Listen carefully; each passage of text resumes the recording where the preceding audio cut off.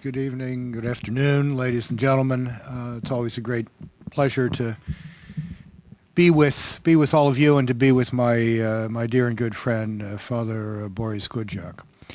My interest in Ukraine is actually completely coterminous with my 26 and a half years in Washington, D.C. I came here in 1984 to spend a year at the Woodrow Wilson International Center for Scholars. And one of my fellows during that year was the great historian of the underground Greek Catholic Church of Ukraine, Bogdan Bosirkiu.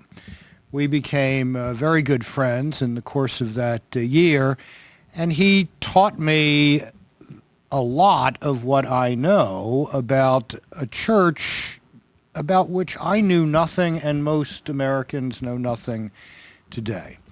The largest underground religious community in the world, from the end of the Second World War to its emergence in 1989, 1991. A remarkable story of heroism, of martyrdom, of the passing along of Christian faith from generation to generation under the most extraordinary circumstances. And having learned some of this history, I made up my mind then and there that if I was ever able to be in a position to assist the Greek Catholic Church of Ukraine in the future, I would try to do so. Shortly after that, at a baptism in a parish in Bethesda, Maryland, I met a graduate student from Harvard who was interested in these affairs too. And he is sitting right beside me today. This was one of those encounters, rare but precious in life, where at least I had the sense that after about 20 minutes of conversation, I had met someone with whom I would be in intense and serious conversation for the rest of my life. And we've at least fulfilled that for 20-some years now. Some time ago, I embarrassed Father Gudziak, I think, by saying that if I had to name the 50 most important people in the Catholic Church in the entire world for the 21st century, he would be on the list. I would keep him on that list today, his embarrassment notwithstanding, because I think the work he and the Ukrainian Catholic University are doing is of that magnitude.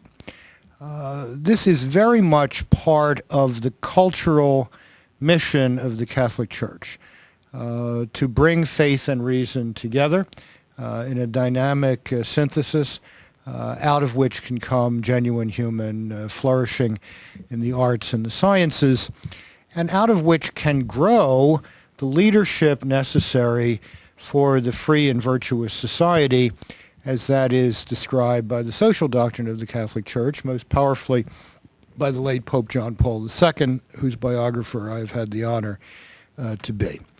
To see what Father Gudziak and his colleagues have achieved at the Ukrainian Catholic University in less than 2 decades is genuinely breathtaking. But it's not only breathtaking in terms of buildings built, libraries assembled, classes held, dissertations written, degrees granted, and all the things one associates with a university. It's breathtakingly important in terms of the kind of healing it is offering to a wounded culture and society.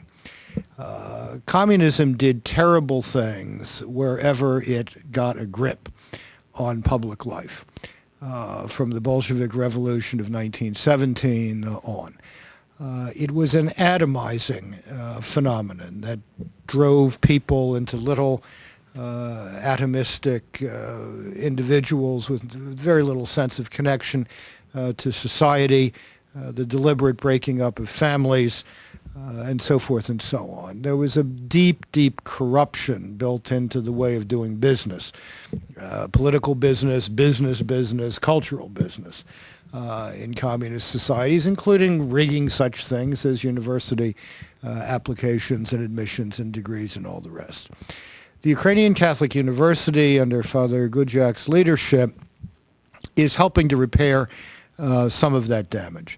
And in doing so, it is drawing the respect of people of goodwill across the spectrum of Ukrainian public life. Ukraine is a pluralistic country today. It has numerous religious groups. It has people of very different political persuasions. But it is the rare person who does not respect what the Ukrainian Catholic University has done and what the Greek Catholic Church under the leadership of Cardinal Lubomir Husar has done to lift up a vision of Christian possibility in society in Ukraine. This is also very important, I believe, this work going on in Ukraine. It's very important for Americans. It's important that the victory of freedom that was won at such a cost during the Cold War not be squandered. It is important to understand that my friend Francis Fukuyama was wrong 21 years ago, that history is not over, that there are great contests still to be fought and won, and that the sacrifices that we commemorate here in Washington with the recently dedicated memorial to the victims of communism are not only remembered but become the soil from which a better future can be grown. The United States has an interest, a deep national interest, I believe, in the advance of freedom and democracy throughout the world. And it has a particular interest in the development of democratic societies, the securing of democratic societies in the former Soviet space, as it's sometimes referred to. These are not easy times. These early parts of the last decade, first decade of the 21st century in Ukraine. The politics are not easy, but politics doesn't rule the world ultimately.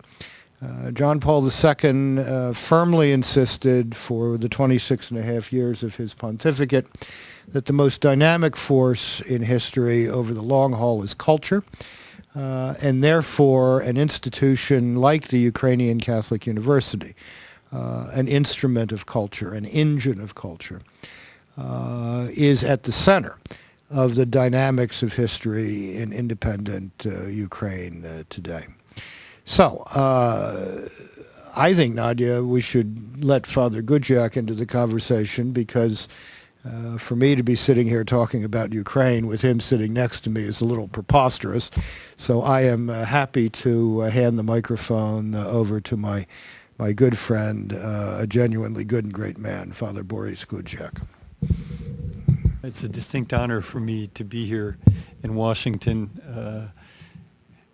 If only, and this is a big reason, that this was the epicenter of the movement in our defense in May when we had some issues with the security service of Ukraine. George, the McConnells, and many here present were very active in this, and I want to thank you, not only from me personally, from our university, but from the students of Ukraine who today actually are out on the streets. There's, I think, 80,000 people protesting. We're protesting today in Kyiv. And the fact that the international community responded instantaneously to a threat to students' freedom of self-expression, and that you led this charge, George, Nadia, Mr. McConnell, everybody here present, we're very grateful and grateful to all the viewers. I just got out of a meeting with Zbigniew Brzezinski, who the meeting was short because we were pressed to arrive here on time.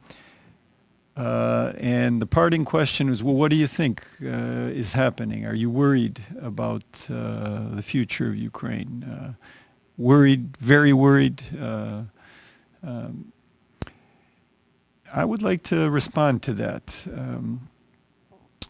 picking up where George left off, the importance of culture and how Ukraine's problems need to be seen in a profound way. Today, there is great concern regarding the present leadership of Ukraine and its orientation, the turning away from a more European Western orientation, which means the turning away from democracy, from freedom of the press, from maybe even freedom of religion, although that yet cannot yet be imputed to the present authorities. I would like to answer the question briefly at the beginning and then develop that answer.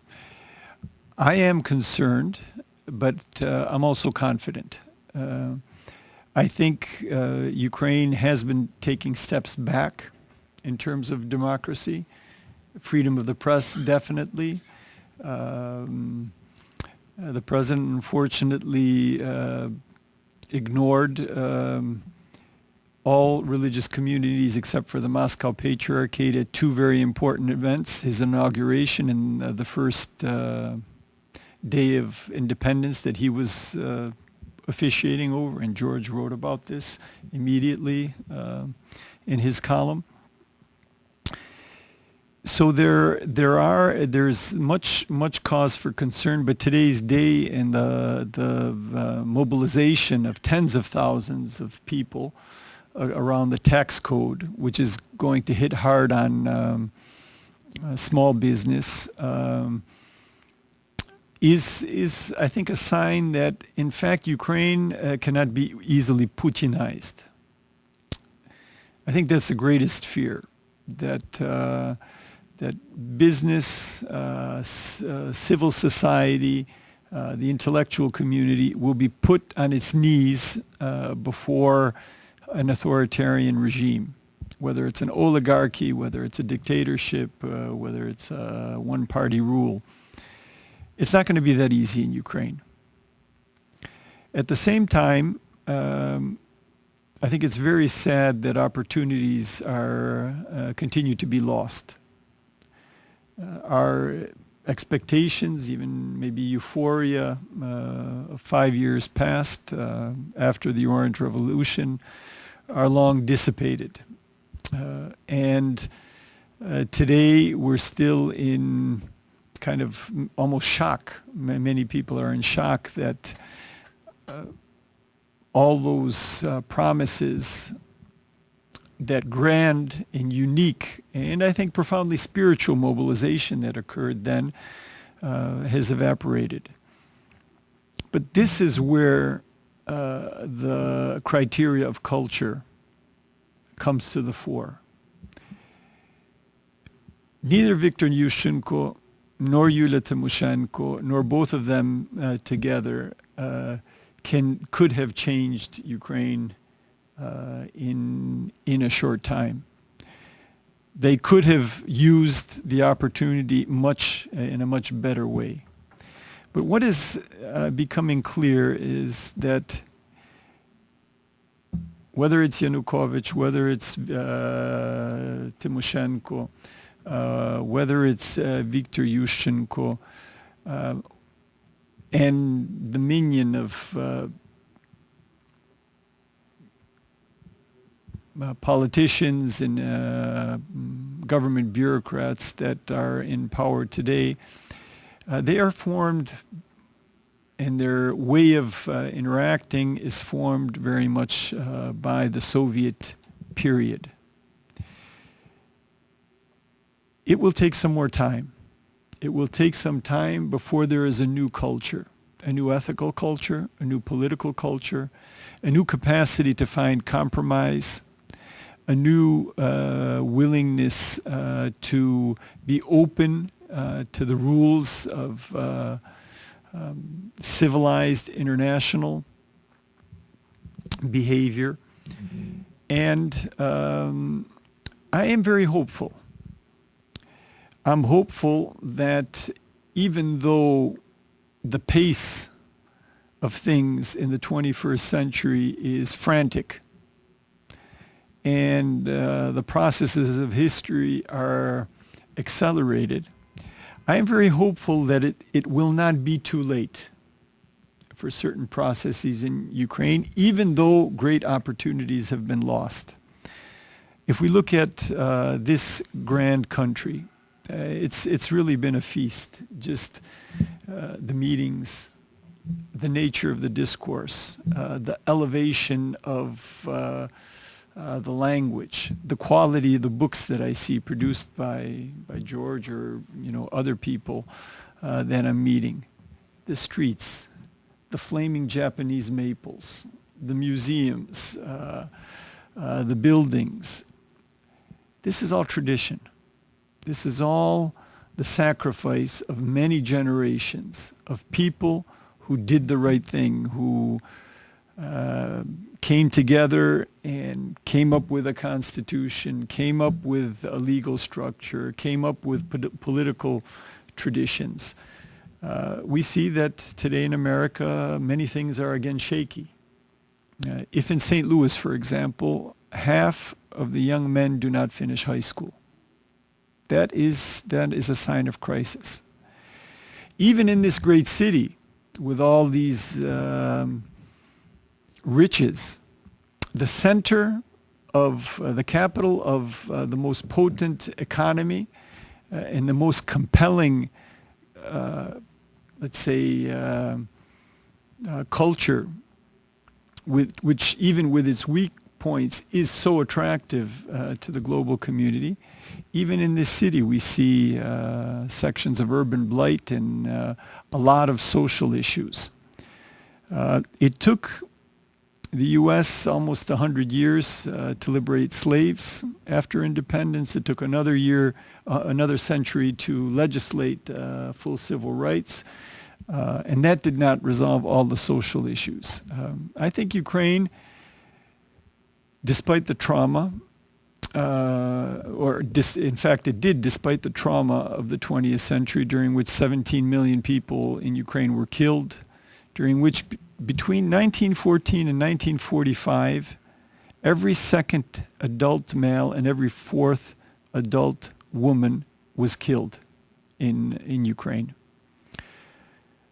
Despite this trauma, this very abused society has spent the last 20 years often in chaos, but not in bloodshed.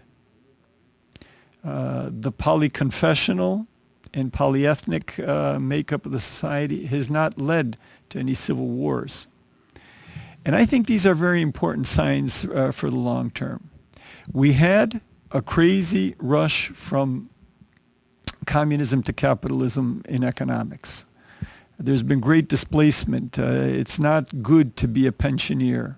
Today, healthcare is a big problem in Ukraine. We have oligarchs, on the other hand, who have amassed literally billions, and not through the sweat of their brow, but by appropriating